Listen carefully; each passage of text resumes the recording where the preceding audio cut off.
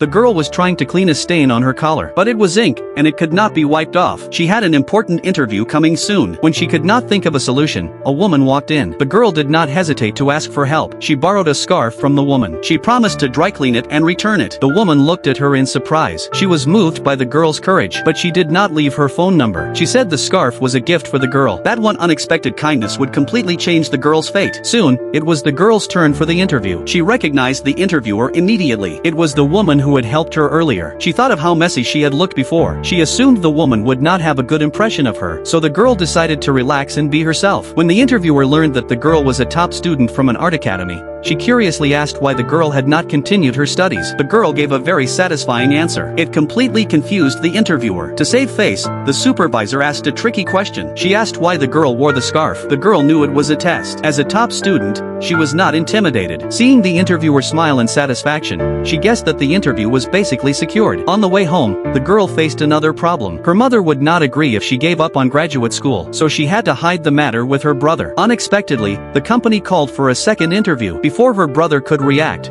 her mother grabbed the phone. Now it was impossible to hide that she wanted to skip graduate school. The girl thought the purpose of graduate school was to find a better job. She had already found a good job, so she could skip the middle step. Her mother said that as long as she passed the interview, she would never force her to go to graduate school again. Otherwise, she had to return to graduate school. Although the girl was interviewing at an art company, she applied for the position of general manager's assistant. The supervisor was curious why she chose that position. The girl explained her idea directly. She wanted to learn more by being close to the general manager.